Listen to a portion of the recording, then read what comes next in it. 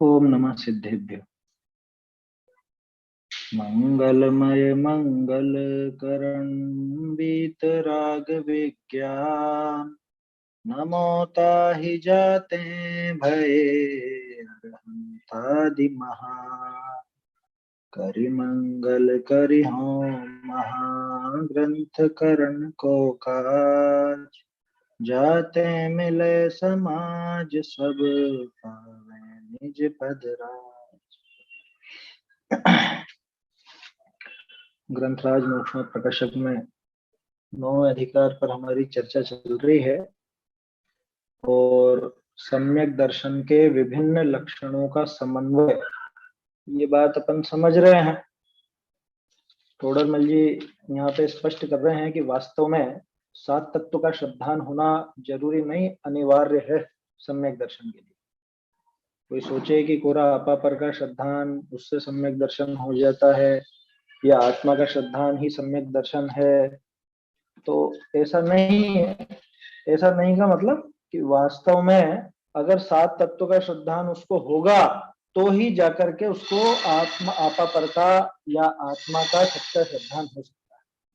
उसके बिना 7 तत्व के श्रद्धान के बिना या अपापर का श्रद्धान या 7 तत्व का श्रद्धान बिल्कुल भी नहीं हो सकता।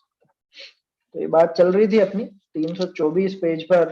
अपन ने देख रहे थे, पैराग्राफ अधूरा ही था, इसे अपने को देखना है। बहुत बढ़िया तर्क दिया था टोडरमल जी ने, कल भी समझाया था कि भाई तुम जो अपापर के श्रद्धान की बात करते हो या आत्मा के श्रद्धान की बात करते हो, तो वो श्रद्धान तो ये बताओ कि 7 तत्व के श्रद्धान बिना होता है या 7 तत्व के श्रद्धान के साथ होता है। अगर 7 तत्व के श्रद्धान बिना ही हो जाता है तो फिर वो जो अपापर का श्रद्धान है वो किस काम के लिए कर रहा है? अगर मोक्ष का श्रद्धान नहीं है तो किसके लिए कर रहा है? मोक्ष का श्रद्धान ही नहीं है तो किस प्रयोजन के लिए वो जीव अजीव का या अपापर का श्रद्धान करता है, आत्मा का श्रद्धान करता है? तो मोक्ष का श्रद्धान आएगा यार। किस लिए वो राग आदि को नष्ट करने का उपाय करता है? राग आदि को नष्ट करने का उपाय कर रहा है, माने आश्रव बंध का श्रद्धान आ ही जाए। तो इसलिए बिल्कुल स्पष्ट बात है कि उनके अंदर वो गर्भित रहता है। इसी को और विस्तार से ढंग से समझा रहे हैं टोडरमल जी। बहुत बढ़िया तर्क कल भी दिया था इस पैराग्राफ में जो अपन ने छोड़ा कल 324 पेज पर। आश्रवादी के श्रद्धान बिना अपापर का श्रद्धान व केवल आत्मा का श्रद्धान सच्चा नहीं होता। क्यों नहीं होता? क्योंकि खोखले द्रव्य का श्रद्धान नहीं किया जा सकता। किसी द्रव्य का आपको श्रद्धान है तो उसके गुण पर्यायों के साथ ही होगा ना। कोई भी द्रव्य का अगर श्रद्धान है तो उसके पर्याय या गुण वो चीजें साथ में आएंगी कि नहीं आएंगी? भाई आत्मा द्रव्य है और वो तो शुद्ध अशुद्ध पर्याय सहित है। कपड़े का उदाहरण दिया था, तंतु अवलोकन के बिना पट का अवलोकन सर्वथा नहीं हो सकता। उसी तरह से शुद्ध अशुद्ध पर्यायों के श्रद्धान बिना जीव द्रव्य का, जीव तत्व का श्रद्धान सच्चा नहीं हो सकता। ऐसी बात थी, लिखा था ना, उस शुद्ध अशुद्ध अवस्था की पहचान आश्रवादिक की पहचान से। कैसे पहचान करोगे कि नहीं हमको आश्रव बंध आदि की बात नहीं करनी, आप तो शुद्ध शुद्ध पर्याय की बात करो। अरे भाई वो अशुद्ध पर्याय ही तो आश्रव बंध है और वो शुद्ध पर्याय ही तो संवर निर्जरा मोक्ष है। तो उनके श्रद्धान बिना आप सम्यक दर्शन नहीं कर सकते। उनके श्रद्धान बिना आत्म तत्व का, जीव द्रव्य का यथार्थ श्रद्धान नहीं कर सकते। ऐसी बात थी। अब इसमें ये पैराग्राफ अपन ने अधूरा छोड़ा था, इसका आगे का हिस्सा भी देखते हैं। वैसे देखा जाए तो 2 हिस्से तो अपने आप ही हो जाते हैं। कल जहां तक अपन ने पढ़ा आश्रवादी की पहचान से होती है, यहां तक हो गया था कल, है ना। यहां तक, इसके आगे जो बात कह रहे हैं वो कार्यकारी पन्ने के हिसाब से कह रहे हैं। मेरे ख्याल से नई पुस्तकों में तो शायद पैराग्राफ बदल दिया होगा, है ना, अंतर कर दिया ना इसमें। तो चलिए देखते हैं। श्रद्धा न हुई सो शुद्ध अशुद्ध अवस्था की पहचान आश्रवादी की पहचान ते हो है ना, यहाँ तक होगी। 422 है हस्तलिखित में और प्रकाशित में 324। बहुरी आश्रवादिक का श्रद्धान बिना आपा पर का श्रद्धान व केवल आत्मा का श्रद्धान कार्यकारी भी नहीं। लो नहीं होगा ये तो अलग बात, लेकिन अगर होता हो तो भी काम का नहीं है। क्या बात समझ में आई? दो अलग अलग बातें हैं। एक तो ये कि सात तत्व के श्रद्धान बिना आपा पर का या आत्मा का श्रद्धान हो नहीं सकता। दूसरी बात यह है कि वो कार्यकारी भी नहीं है। अगर फ्री में मिलता हो ना ऐसा श्रद्धान तो भी नहीं लेना, काम का नहीं है वो। क्या वो सात तत्व के श्रद्धान बिना का आपा पर का श्रद्धान अथवा आत्मा का श्रद्धान कार्यकारी भी नहीं। क्यों साहब कार्यकारी क्यों नहीं? तो देखो जाते हैं श्रद्धान वह मत करो, आप है सो आप है ही, पर है सो पर है ही। भाई आश्रव बंध संवर निर्जरा मोक्ष, इनमें से क्या प्रकट करना क्या नहीं प्रकट करना, किसको खत्म करना किसको जोड़ना, ये सारी चीजों का श्रद्धान नहीं। और जान ले बस यह श्रद्धान कर ले मैं आत्मा हूं मैं आत्मा हूं। तो श्रद्धान करके कर क्या लिया? वो तो है जो है ही। आप पत्थर को पत्थर मानो चाहे मत मानो, उससे कोई फर्क पड़ने वाला है क्या? फूल में जो खुशबू है कोई उसको सूंघे कि नहीं सूंघे, वो खुशबू है तो है ही सही। और आपको ज्ञान हो भी गया तो उससे हो क्या गया? उस चीज का आपको पक्का श्रद्धान है। किस चीज का? ये शक्कर में मिठास होती है, ठीक है ना, लेकिन हमको शक्कर डालनी नहीं है, हमें शक्कर घोलनी नहीं है। तो फिर फायदा क्या कि तू जान चाहे मत जान, तू उसका श्रद्धान कर चाहे मत कर, वो काम का क्या है? वो तो मीठी है तो है ही, फूल खुशबूदार है तो है ही, पत्थर वैसा है तो है ही। आप है सो आप है ही, और पर है सो पर है ही। वो जानना काम का कब होगा? जब उनके जानने से उनके श्रद्धान करने से अपनी दशा बदले, अपनी दिशा बदले। अपनी दशा और दिशा कुछ बदले नहीं है। कौन सी दशा कैसी है, अपने को रखने लायक है या नहीं है, प्रकट करने लायक कैसी है, ये बातें अगर नहीं इन बातों का श्रद्धान नहीं हुआ, नहीं समझा, तो वो जानना किस काम का है? जीव अजीव का जानना किस काम का है? समझ में आ रही है बात? जाते हैं श्रद्धान करो या मत करो, आप है सो आप है ही, पर है सो पर है। बहुरी आश्रवादिक का श्रद्धान हो ही तो आश्रव बंध का अभाव करे, संवर निर्जरा रूप उपाय थे मोक्ष पद को पावे। बहुरी जो आपा पर का भी श्रद्धान कराइए है सो तिस ही प्रयोजन के अर्थ कराइए है, ताते आश्रवादिक का श्रद्धान सहित आपा पर का जानना व आपका जानना कार्यकारी है। बात समझ में आई है? भाई काम का कब होगा? माने आपा पर का श्रद्धान या आत्मा का श्रद्धान भी काम का कब होगा? कि वो काम का तो तब होगा जब उसके साथ साथ ये मालूम चले कि मुझे अभी इस आत्मा का ऐसा काम करना, मुझे अभी मैं आत्मा हूं ये तो बात पक्की, लेकिन अभी मैं दुखी हूं और मुझे दुख अवस्था का नाश करके सुख अवस्था प्रकट करनी। अभी मैं दुखी हूं तो जिन कारणों से दुखी हूं उन कारणों का नाश करके सुख के कारणों को मिला करके और वो मोक्ष दशा जो पूर्ण सुख रूप है उसको प्रकट करना। बोलो ये सारी चीजें साथ में होंगी तभी काम का होगा ना वो जानना। कि बंबई बहुत बड़ा शहर है, बंबई बहुत बड़ा शहर है, जान लिया क्या करोगे? उसके रास्तों को, ये रास्तों के बारे में बात मत करो, बीच में क्या क्या आता है वो बात मत करो, मुझे क्या करना क्या क्या नहीं करना वो बात मत करो। बंबई बहुत अच्छा, कह रहे तू कुछ भी जान उसके बारे में, उससे फायदा क्या है? उसका श्रद्धान कर भी लेगा तो कैसा सच्चा श्रद्धान तो होने वाला है। समझ में आ रही है बात? कि आश्रवादिक का अगर श्रद्धान हो तो कैसा होगा? आश्रव बंध का तो है रूप कि इनका मुझको नाश करना है, तो उनका अभाव करके संवर निर्जरा रूप उपाय तय मोक्ष पद को पाए। ऐसा तभी हो सकता है जब ये बाकी के पांच तत्वों का भी इसको यथार्थ श्रद्धान हो। अगर उन पांच तत्वों का यथार्थ श्रद्धान नहीं हो तो वो क्या काम का, मतलब करेगा क्या वो? मैं जीव हूं मैं जीव हूं मैं आत्मा हूं, इतना जान करके क्या कर लेगा बताओ? ऐसे श्रद्धान से क्या कर लेगा?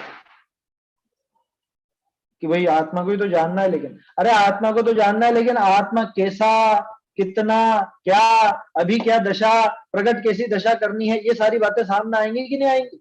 ये तो उन्हीं का निषेध करने पे होता है कि हमको आश्रव बंद की बात नहीं करनी, हमें तो बस आत्मा की बात करनी। ये तो पर को पर जाने बिना आत्मा को कैसे जाना है? और पर को पर जानेगा नहीं तो पर के संबंध से जो आश्रव बंद आदि होते हैं उनको बुरा कैसे मानेगा? वो होते रहेंगे निरंतर, और जैसे अभी दुखी हो रहा है वैसे ही दुखी बना रहे। जब वो शुद्ध अशुद्ध अवस्थाओं की मना करेगा तो मोक्ष की भी मना हो गई उसको।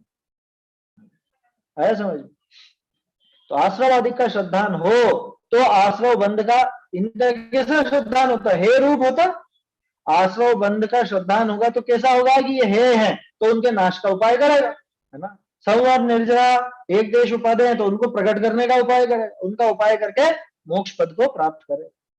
बहुरी जो आपा पर का भी श्रद्धान कराई है। अब ये खास चीज कि भाई तुम जिस चीज के पीछे पड़े हो कि हमको तो आपा पर का ही श्रद्धान करना है, आत्मा का ही श्रद्धान करना, तो उसका भी प्रयोजन यही है। वहां शॉर्ट में लिखा है लेकिन बात तो सारी की सारी यही आने वाली। आपा पर का श्रद्धान भी कराया जाता है तो किस लिए कराया जाता है बताओ? आपा और पर, मैं और ये दोनों भिन्न भिन्न हैं, ऐसा श्रद्धान कराने का प्रयोजन क्यों कराया जाता है? कि ये पर द्रव्य को पहचानेगा तो पर द्रव्य के पीछे जो ये राग द्वेष किया करता है वो राग द्वेष छोड़े, वो राग द्वेष छोड़ेगा तो इसकी आकुलता दूर होगी, दुख दूर होगा, असली सुख को पहचानेगा, असली सुख को पहचानेगा और उसका उपाय करेगा तो पूर्ण सुखी। बोलो आश्रव बंध संवरण निर्जरा मोक्ष सारे आ गए ना। तो आपा पर का श्रद्धान भी जो कराया जाता है वो इसी प्रयोजन के लिए किया जाता है कि ये पर को पर जान करके उनके प्रति राग द्वेष छोड़े, उनके राग द्वेष में उनके प्रति कोरे विकल्पों में अटका नहीं रहे। इसी प्रयोजन से तो किया जाता है उनका ज्ञान। समझ में आ रही है ना बात? जो आपा पर का भी श्रद्धान कराइए है सो तिस ही प्रयोजन के अर्थ कराइए है। ताते आश्रवादिक का श्रद्धान सहित आपा पर का जानना व आपका जानना कार्य का। किसके सहित? कि ये आश्रवादिक के श्रद्धान से। अगर आश्रवादी को उनका सही सही श्रद्धान है, माने वो जो विकल्प हैं आश्रव के बंध के वो मुझे दुखदायक हैं, उनसे मुझे दुखी दुख होता है, सुख मिलने वाला नहीं है, ऐसा पक्का इसको दिमाग में श्रद्धान बैठे तभी जाकर के वो आपको आप और पर का पर जानना काम का है। जैसे मान लो आप ये जानते हो कि हाँ ये पड़ोसी का मकान, ये हमारा मकान नहीं है, ये वाला मकान हमारा है ना, और हम इसमें रहते हैं, इतना आप कहते भी हो, जानते भी हो, मानते भी हो, लेकिन रोज के रोज पड़ोसी के घर में घुस जाते, उसके चौके में घुस जाते। क्या कि लाओ लाओ लाओ मैं बनाता हूँ, ऐसा नहीं बनाना, एक काम करो आज चावल बनाओ, आज दाल मत बनाओ, है आज रोटी मत बनाओ, आज चावल बनाओ, आज बाटी बनाओ, आज ये बनाओ वो बनाओ। अरे तुम तुम्हारे घर में जाओ ना कि नहीं नहीं मैं जानता हूँ ये आपका ही घर है, मेरा घर नहीं है, ये पड़ोसी का घर है, पराया घर है, जानता हूं मैं, लेकिन लाओ मैं कर देता हूं। ये बताओ जब पराया जाना तो उसका प्रयोजन क्या? पराया जाना माने मुझे हस्तक्षेप नहीं करना, ये अर्थ निकला कि नहीं निकला उसमें? ये पड़ोसी का है, दूसरे का है, मेरा नहीं है, तो इसमें यह अर्थ शामिल है नहीं कि इसमें मुझे हस्तक्षेप नहीं करना है। तो बोलो आपा पर इनका जो ज्ञान कराया, इनका श्रद्धान कराया, उसमें शामिल है या नहीं कि इसके माध्यम से मुझे फालतू में राग द्वेष नहीं करना, वो विकल्प मुझे नहीं करना, ये सब बातें शामिल होंगी कि नहीं होंगी? ये इस लाइन का क्या, ये जो इनका ज्ञान कराया जाता है, आपा पर का भी श्रद्धान कराया जाता है, वो इसी प्रयोजन के लिए कराया जाता है। कहते हैं आश्रवादिक का श्रद्धान सहित आपा पर का जानना व आपका माने आत्मा का, आपा पर का श्रद्धान या आत्मा का श्रद्धान, इन दोनों के ऊपर ही बात कर रहा था ना वो, तभी कार्यकारी। तो एक बात तो कि आपा पर के श्रद्धान बिना आत्मा का या आपा पर का श्रद्धान हो ही नहीं सकता, एक बात। दूसरी बात, अगर कदाचित किसी को ऐसा लगता हो कि आश्रवादी के श्रद्धान बिना हम आपा पर का श्रद्धान कर लेंगे, आत्मा का श्रद्धान कर लेंगे, तो वो कार्यकारी भी नहीं। पहली बात तो हो नहीं सकता, दूसरी बात कार्यकारी नहीं है, हो भी जाए तो क्या काम का? जैसे वो पड़ोसी को पड़ोसी जान तो लिया, लेकिन बार बार उसकी रसोई में घुस जाओ तो किस काम का पड़ोसी जानना? बात समझ में आ रही है ना? तो आप दूसरे में हस्तक्षेप छोड़ो ही नहीं तो किस काम का हुआ वो जानना, ऐसा समझना चाहिए। आगे देखिए, यहां प्रश्न, ठीक है बात तो समझ में आ रही है थोड़ी थोड़ी, लेकिन फिर वो आचार्यों ने क्यों लिखा? अभी भी दिमाग वहीं पर अटका हुआ है कि साहब अपनी बात होती है आपस की तो समझ लेते हैं अपन थोड़ा, आचार्यों ने क्यों लिखा? यहाँ प्रश्न जो ऐसे है माने जैसा ये पिछले पैराग्राफ में दिखा है कि एक तो असंभव है, दूसरा कार्यकारी नहीं है ना। क्या चीज असंभव है? सात तत्व के मतलब आश्रवादी के श्रद्धान बिना आपा पर का श्रद्धान असंभव, सात तत्व के श्रद्धान बिना आत्मा का श्रद्धान असंभव, असंभव भी है और कार्यकारी भी नहीं है। अगर ऐसे है तो शास्त्र विषय आपा पर का श्रद्धान व केवल आत्मा का श्रद्धान ही को सम्यक तो कया व कार्यकारी कया, बहुरी नव तत्व की संतति छोड़ी हमारे एक आत्मा ही हो ऐसा कया, सो कैसे कहें? क्या आपकी बात जम तो रही है हमको, लेकिन आचार्य ने फिर ये सात तत्व का नाम क्यों नहीं लिया? उन्होंने कह दिया कि आपा पर का श्रद्धान ही सम्यक दर्शन है अथवा आत्मा का श्रद्धान ही सम्यक दर्शन है। अरे और इतना भी कहते तो चल जाता। उन्होंने कहा कि नौ तत्व की संतति हमारे मत हो, ये मत हो का क्या रहस्य, क्यों लिख दिया? कल देखा था ना अपन, वो कलश नीचे फुटनोट में दिया ही था, एकत्व नियतस्य शुद्ध नयतो व्याप्तो यदस्यात्म, कि वो सब नव तत्व की संतति छोड़ के हमें तो एक आत्मा ही हो, ऐसा क्यों लिखा फिर साहब आचार्य देव ने? ऐसा क्या कारण फंस गया जो ऐसा लिख दिया? जब सात तत्व वास्तव में जरूरी भी है और कार्यकारी भी उससे ही बनेगा, आपा पर का श्रद्धान या आत्मा का श्रद्धान, तो उन पर जोर क्यों नहीं दिया, उनकी मना क्यों कर दी? खास दिक्कत वहां है, नव तत्व की संतति की मना क्यों? उसका जवाब अब देते। ताका समाधान कि जाके साचा, ध्यान रखना, कल भी मैंने कहा था, परसों भी कहा था, ये साचा शब्द जान करके टोडरमल जी हाईलाइट करके डाल रहे हैं, चाहो तो उसको थोड़ा सा निशान लगा लेना ताकि कभी भ्रम खड़ा नहीं हो। सच्चे की बात कर रहे हैं, बात करने का तो खूब हो सकता है कि साहब उनको सात तत्व का बराबर श्रद्धान है, वो जानते हैं सात तत्व को, कहने को भले कह दो, कहने रहने में नहीं है तब, सच्चे की बात है, सच्चे की, है ना? समाधान जाके साचा आपा पर का श्रद्धान व आत्मा का श्रद्धान होई ताके सातों तत्वनिका श्रद्धान होई ही होय। क्या कहा फिर से? जाके साचा आपा पर का श्रद्धान व आत्मा का श्रद्धान होई ताके सातों तत्वनिका श्रद्धान होय ही होय। बहुरी जाके साचा सात तत्वनिका श्रद्धान होई ताके आपा पर का श्रद्धान होई। दोनों एक ही तो बात है कि नहीं? एक बात नहीं है, दोनों की एक दूसरे से व्याप्ति दिखा कि जिसके सात तत्व का यथार्थ श्रद्धान होगा उसके आपा पर का श्रद्धान या आत्मा का श्रद्धान होगा ही होगा, और जिसके आपा पर का श्रद्धान या आत्मा का श्रद्धान सच्चा सच्चा होगा उसके सच्चा सात तत्व का श्रद्धान भी होगा ही होगा। क्या मतलब निकला? मतलब ये निकल रहा है कि सारे एक ही, ये बादल और बारिश की तरह नहीं है कि बारिश होगी तो बादल होंगे ही होंगे, फिर उल्टा लगाओ, बादल होंगे तो बारिश होगी होगी, ऐसा है क्या? ऐसा तो नहीं है, एक ही तरफ की व्याप्ति लग रही है ना। बारिश होगी तो बादल होंगे ही होंगे, लेकिन बादल हो तो बारिश हो या नहीं हो ये जरूरी नहीं। ऐसा है क्या यहाँ पे? यहाँ ऐसा नहीं है, यहाँ दो तरफा व्याप्ति, और दो तरफा व्याप्ति जहां एक ही स्वरूप हो वही संभव है। कि मीठ मतलब जैसे शक्कर है तो शक्कर है तो मिठास होगी ही होगी, वो मिठास है तो शक्कर होगी होगी, ये स्वभाव वाली व्याप्ति है। तो इसलिए ये तीनों तीनों कौन से? आपा पर का श्रद्धान, आत्मा का श्रद्धान और सात तत्व का श्रद्धान। मैंने अर्थ क्या निकला कि ये तीनों देखा जाए तो एक ही है, अलग अलग नहीं। नाम भले अलग अलग हो, इनके नाम आप अलग अलग ले दो, लेकिन वास्तव में तीनों एक ही। इनमें से एक भी होगा सच्चा, सच्चे की बात कर रहे हैं, ऊपरी बात नहीं। अभी चौथा बच रहा है देवशास्त्र गुरु का, वो अगले पेज पर आएगी होगा। अभी तो इन तीनों को समझ लो कि ये तीनों अविनाभावी है। लिखा ना ये क्या कह रहे हैं? ऐसा परस्पर अविनाभावी पना जानी आपा पर का श्रद्धान को व आत्म श्रद्धान ही को सम्यक तो कया। क्या ऐसा अविनाभाव जानकर? कैसा अविनाभाव जाना? ये जाना कि जहां सच्चा सात तत्व का श्रद्धान है वहां सच्चा आपा पर का श्रद्धान भी होगा ही होगा, वहां सच्चा आत्मा का श्रद्धान भी होगा ही होगा। आया समझ में? श्रद्धान सच्चा, आपा पर या आत्मा नहीं है सच्चा।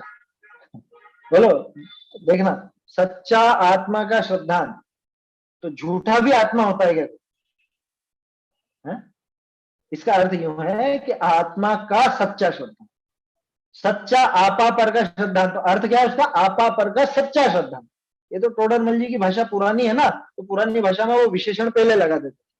तो सच्चा आत्मा का श्रद्धान लिखा हो तो उसका अर्थ ऐसा मत समझना कि कोई झूठा भी होता है आत्मा, वो श्रद्धान का विशेषण है, श्रद्धान के लिए सच्चा लगाया है।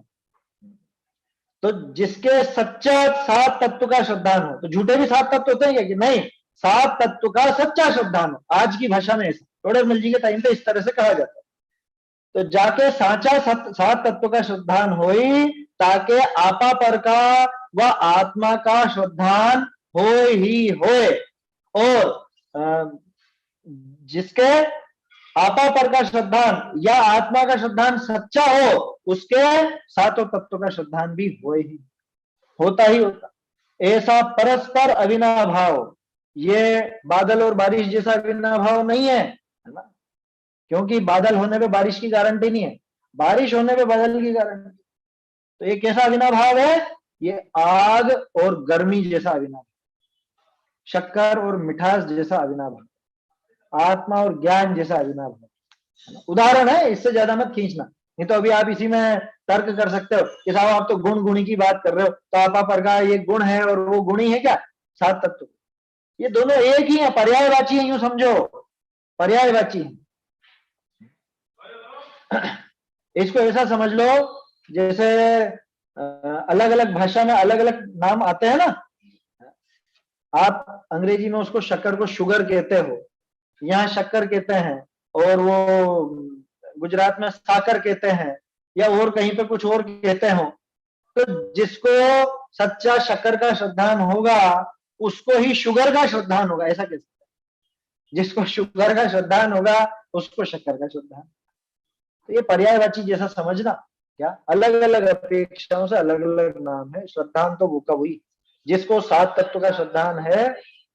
हाँ, तो ये भी तो एक ही है, यही तो बता रहा है, इनमें कारण कार्य बना नहीं है, ना ही गुण गुणी बना है। आया समझ में? इनमें अविनाभाव कैसा है? अविनाभाव ऐसा है कि एक ही चीज है। आप 7 तत्व का श्रद्धान बोल रहे हो तो वहां पे 7 तत्व की अलग अलग मीमांसा आ रही, लेकिन उन सबको मिलाकर के एक वो आत्मा का ही श्रद्धान बन रहा, आपा पर का ही श्रद्धान बन रहा। तो अलग अलग चीजें नहीं है, विवक्षा अलग अलग है, कथन पद्धति अलग अलग है, इससे ये कोई अलग अलग वस्तुएं नहीं हो गई। पर्यायवाची जैसा अपन कहते हैं वैसा समझना इसको, उस तरह की बात है। समझ में आ रही है बात? तो जाके साथ, हाँ, तो जैसे तो आत्मा का श्रद्धान, आत्मा के श्रद्धान के बिना तो जैसे जो तत्व का या देवसात गुरु के प्रति भी श्रद्धान है, तो वो भी मिथ्या श्रद्धान ही एक तरह से, तो उसके बिना तो वास्तव में हाँ सही है। देवसात गुरु का भी आने वाला है अगले पेज पे। अभी तो ये तीनों में समझ लो आप, 7 तत्व का श्रद्धान, आपा पर का श्रद्धान और आत्मा का श्रद्धान। बिना 7 तत्व के श्रद्धान के आत्मा का श्रद्धान नहीं होगा, बिना आत्मा के श्रद्धान के 7 तत्व का श्रद्धान, बिना आपा पर के श्रद्धान के ये दोनों नहीं होंगे, बिना इन दोनों के आपा पर का श्रद्धान नहीं। माने तीनों के तीनों एक साथ होते हैं। कोई ये सोचे कि हमें 7 तत्व का श्रद्धान तो पक्का है, बस आपा पर का श्रद्धान करना रह गया, भूल में है। आपा पर का श्रद्धान कैसा होगा बिना आश्रवादी के, ये अपन ने पिछले पैराग्राफ में बात करी तो है, असंभव है, बिल्कुल असंभव। असंभव के अलावा कार्यकारी भी नहीं है। ये काम के भी तभी बनेंगे क्या? ये कल पुर्जे ऐसे हैं कि एक के बिना दूसरा काम का ही नहीं। आत्मा का श्रद्धान मत करो, फिर कैसा आपा पर का श्रद्धान करोगे बताओ?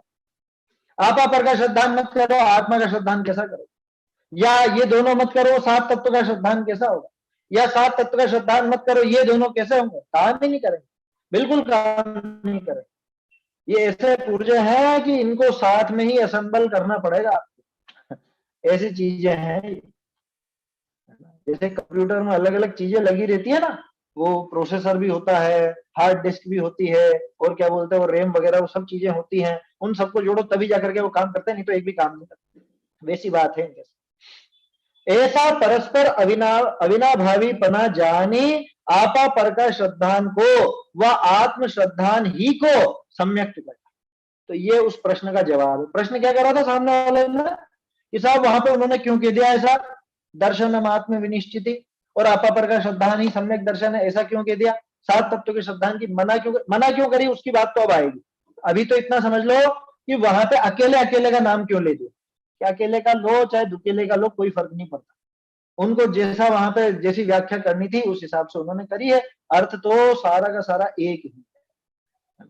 सात तत्व का श्रद्धान कह दिया तो उसमें अपापर का श्रद्धान भी शामिल है, अगर अपापर का श्रद्धान गिनाया है तो सात तत्व का भी श्रद्धान शामिल है। ऐसा अविनाभावी जान के, अविनाभावी पना जान करके आपा पर के श्रद्धान को या आत्मा के श्रद्धान ही को सम्यक भी कहा है। आया समझ में? उसको सम्यक दर्शन के लिए देखिए और क्या कह रहे हैं आगे। बहुरी इस छल करी कोई सामान्य पने आपा पर को जानी व आत्मा को जानी कृत कृत्य पनो माने तो वाके भ्रम है, वाके भ्रम है जाते ऐसा कया है निर्विशेषम ही सामान्यम भवेत खर विषाणवत।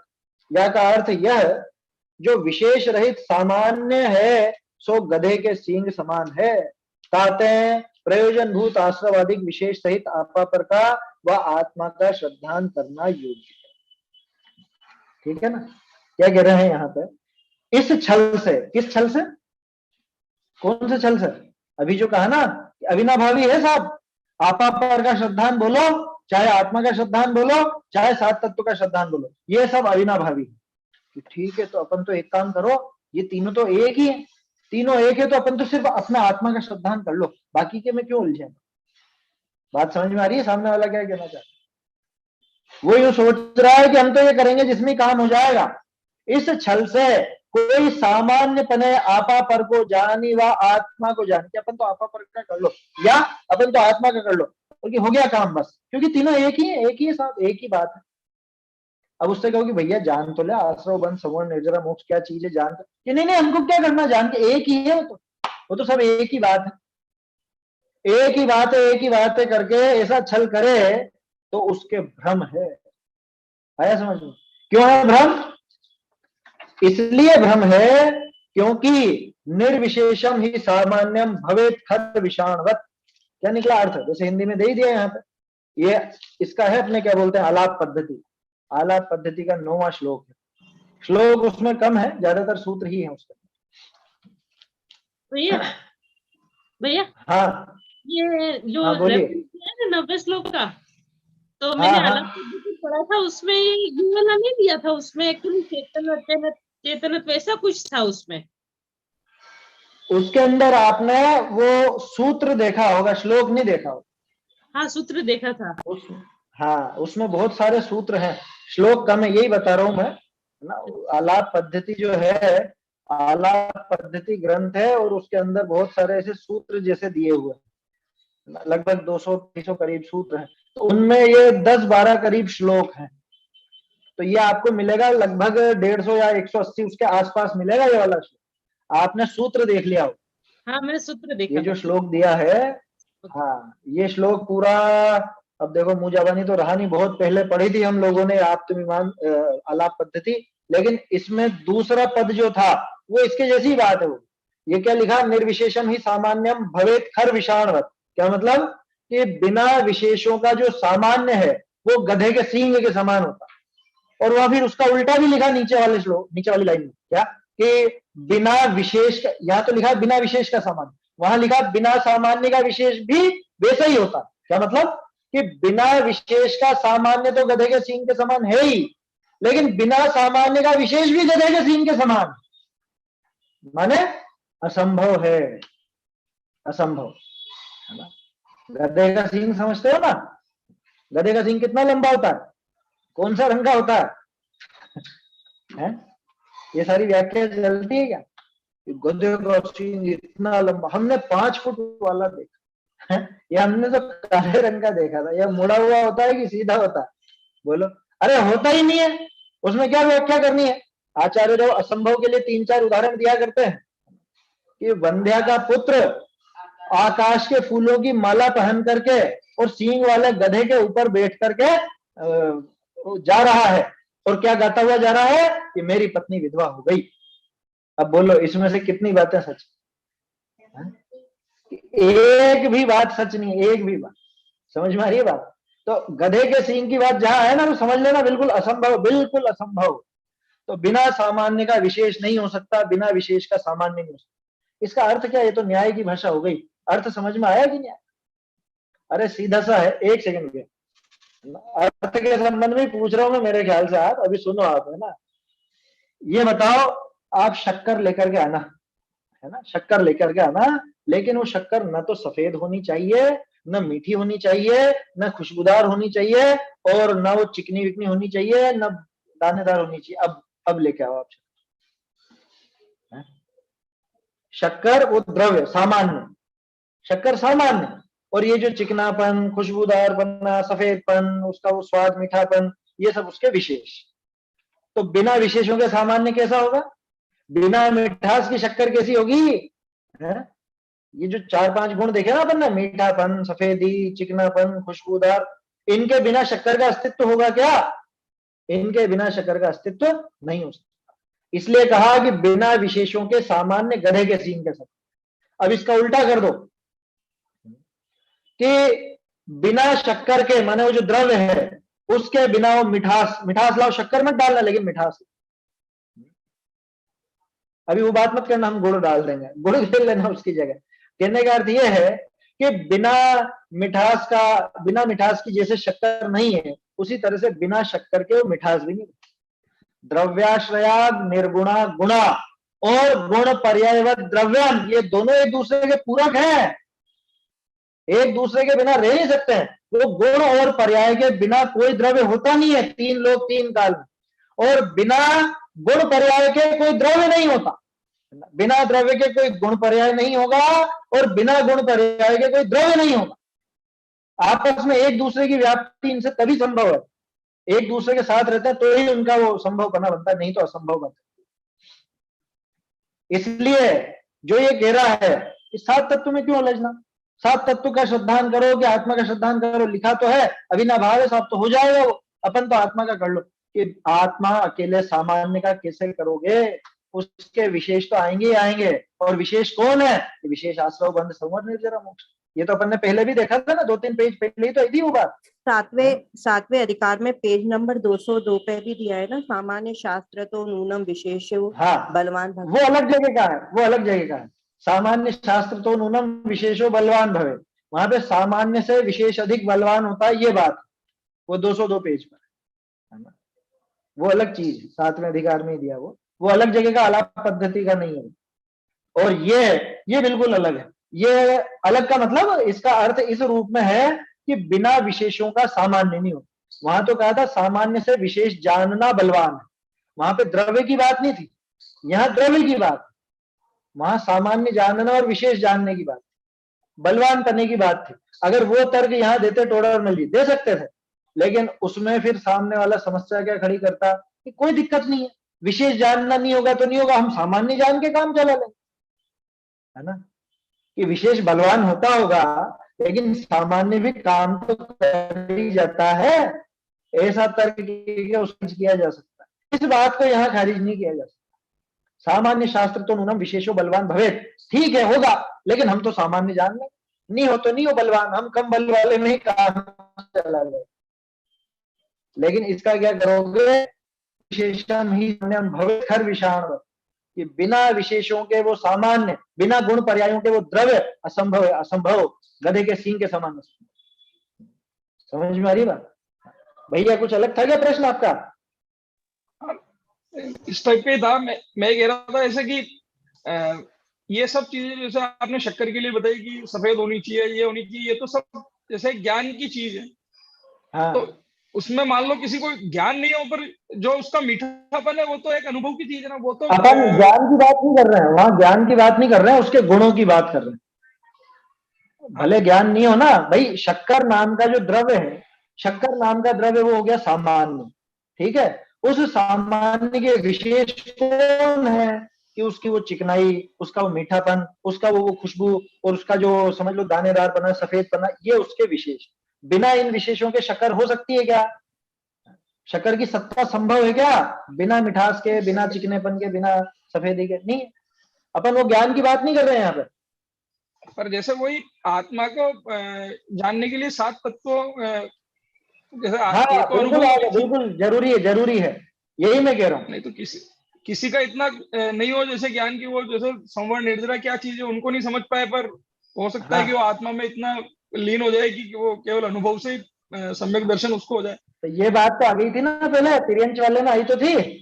ये हाँ तो भाई परिभाषाएं जानने का नाम थोड़ी ना है, परिभाषाओं को जानना जरूरी नहीं है। यह खास चीज है कि मुझे इन भावों से सुख होता है, इन भावों से दुख होता है, इतना तो ज्ञान होगा कि नहीं होगा उसको? हाँ, इतना तो ज्ञान होगा। बस तो फिर वो बात है। यहाँ आप परिभाषाओं को लेके मत सोचो। यहाँ तो बात यह है कि आत्मा का श्रद्धान अपन पूछो उससे कि भाई आत्मा का श्रद्धान तू करने की बात कहता है या आपा पर के श्रद्धान की बात कहता है, तो वो कैसा है, आत्मा कैसा है, और ये जान करके तुझको करना क्या है कि मुझे सुखी होना है तो मोक्ष का श्रद्धाना है।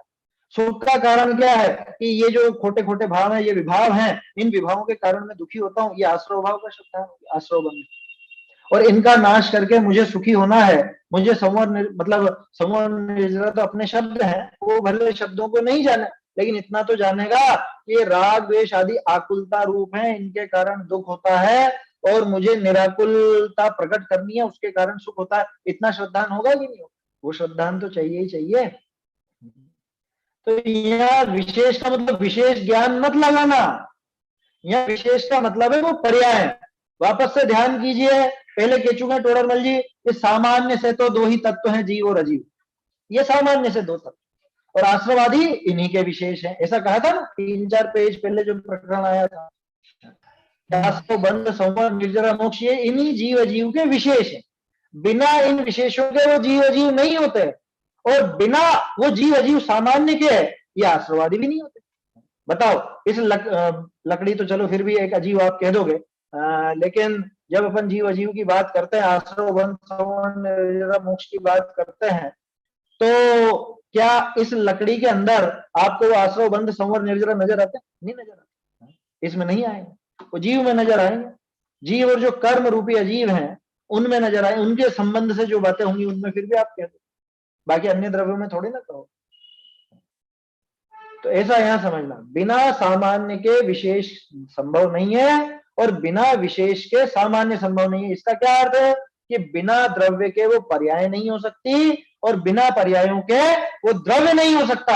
इसलिए आप पूरा आत्म द्रव्य का श्रद्धान करना चाहो, पर्यायों को गुणों को छोड़ करके, वो नहीं बनेगा। और आप पूरा उन पर्यायों का श्रद्धान करना चाहो द्रव्य को छोड़ करके, वो भी नहीं बनेगा। ये तीनों के तीनों साथ ही होते।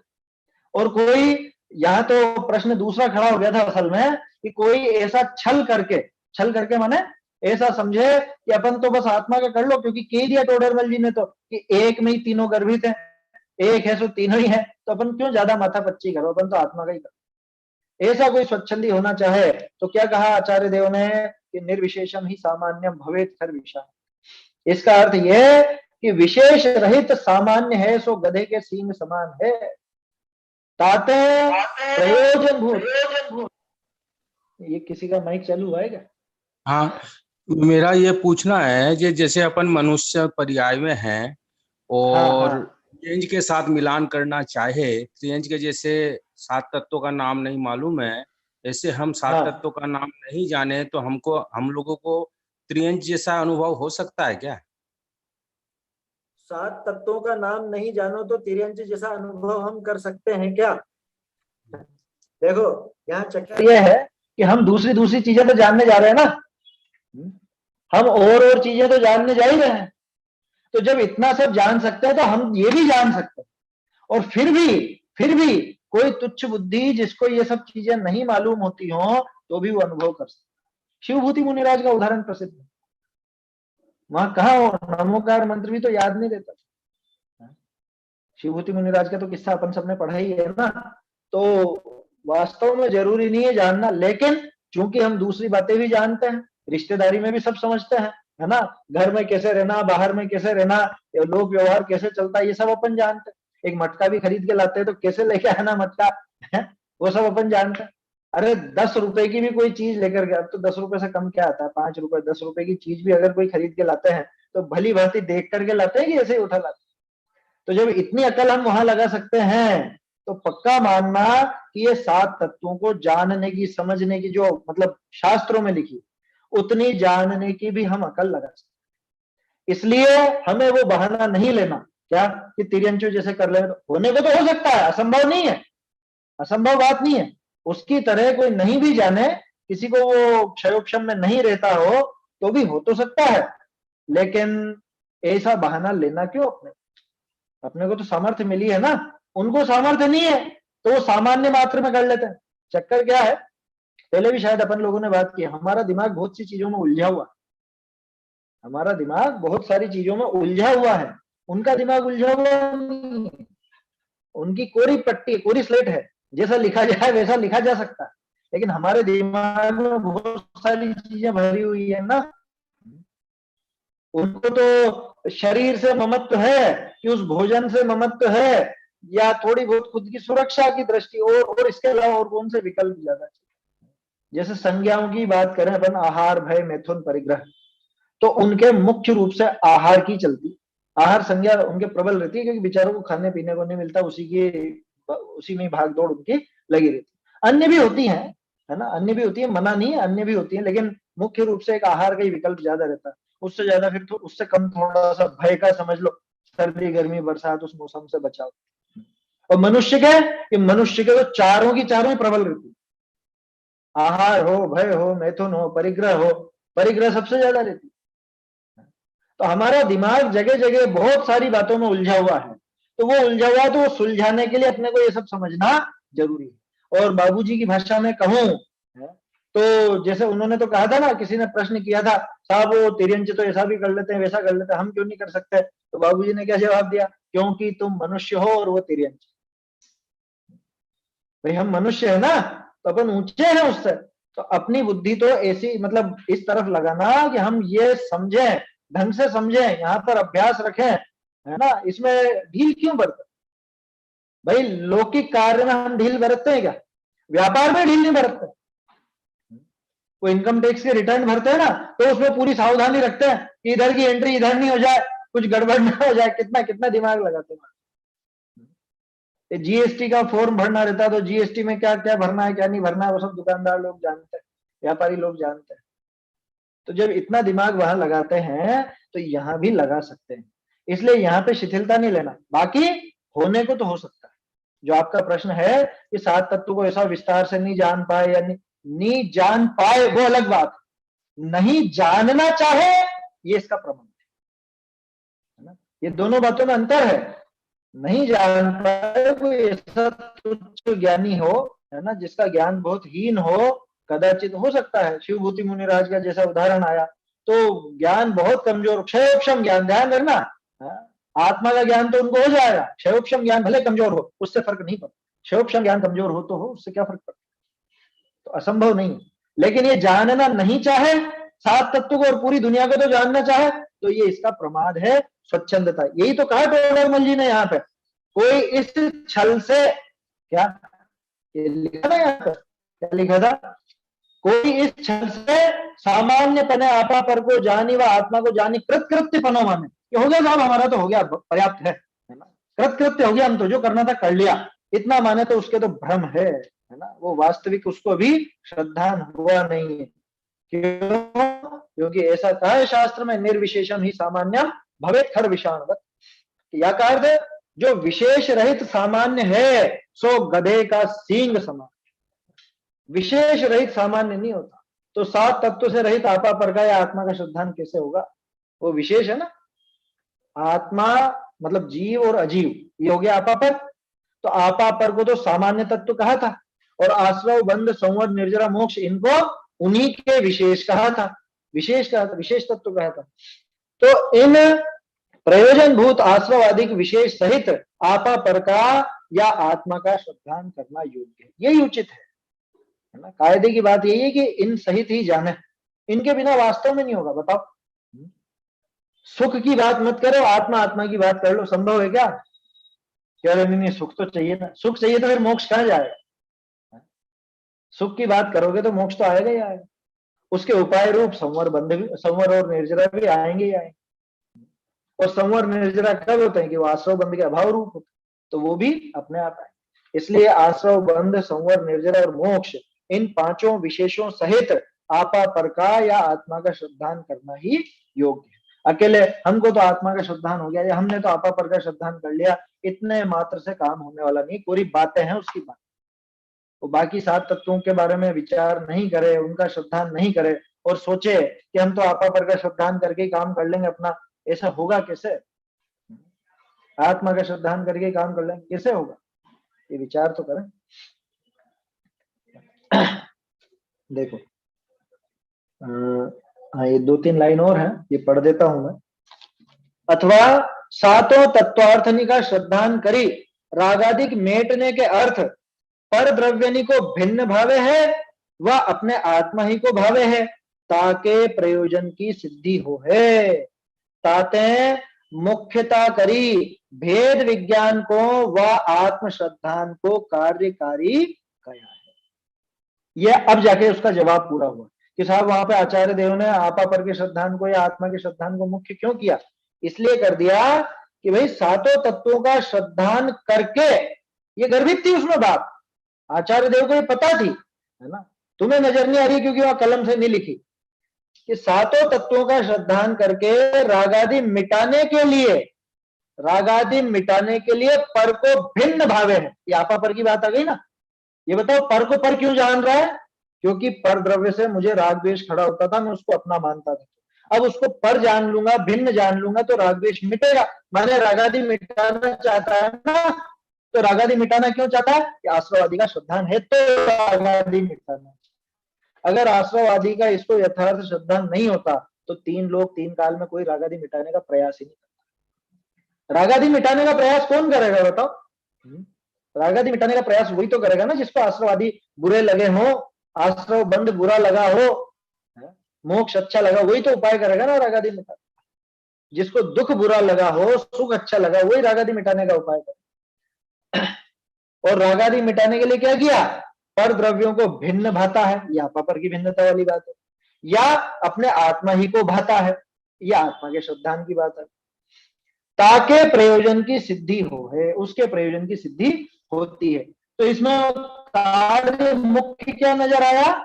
मुख्य कार्य नजर आया आत्मा को भा रहा है या पर द्रव्य से भिन्न अपने को भरा या दूसरों को पर जान रहा है, यही मुख्य काम नजर आया ना। तो आचार्य देव ने वो कार्य की मुख्यता देख करके ताते मुख्यता करी, उस मुख्यता से भेद विज्ञान को, माने आपा पर को, आपा पर के ज्ञान, भेद विज्ञान को व आत्म श्रद्धान को कार्यकारी किया। इस वजह से आचार्य देव ने उनकी मुख्यता करी। 7 तत्व की मुख्यता क्यों नहीं करी? कि वो इसमें गर्भित हो गए, कि उनको जान करके ही ये काम कर रहा है ना। 7 तत्व का यथार्थ श्रद्धान करने के बाद ही वो आत्मा को ध्यान रहा, 7 तत्व का यथार्थ श्रद्धान करने के बाद ही वो आपा पर का ध्यान, आपा पर को भा रहा, उनकी भिन्नता को भा रहा। इसलिए उस कार्य को मुख्य देख करके उनको मुख्य कर, 7 तत्व का नाम नहीं लिखा। तो इसका अर्थ ये मत समझना कि 7 तत्व का श्रद्धान काम का नहीं है या उसके बिना ही काम हो जाएगा, ऐसा बिल्कुल भी नहीं है। वो इन दोनों में गर्भित है। इसलिए आपा पर का श्रद्धान कहो, आत्मा का श्रद्धान कहो या 7 तत्व का यथार्थ श्रद्धान कहो, तीनों एक ही हैं, एक साथ ही चलेंगे और एक के बिना दूसरा होने वाला नहीं। ये पक्की बात इसमें निकलती है। अभी इस संबंध में और खुलासा है ना, उसको अपन फिर कल देखेंगे। अभी तो समय हो गया है, समय अपन ने कल बदल दिया है। कुछ लोग थोड़ा देर से जुड़ पाए थे तो शायद समय का ज्ञान नहीं रहा हो। 3:15 अपन ने कर दिया 3:30 के स्थान पर। जो भी सुनना चाहे तो 3:15 से जुड़ा। चलिए। निज निधि निज में बताई यह अनंत उपकार है, इसके लिए जिन वाणी को वंदना शत बार है, वंदना शत बार।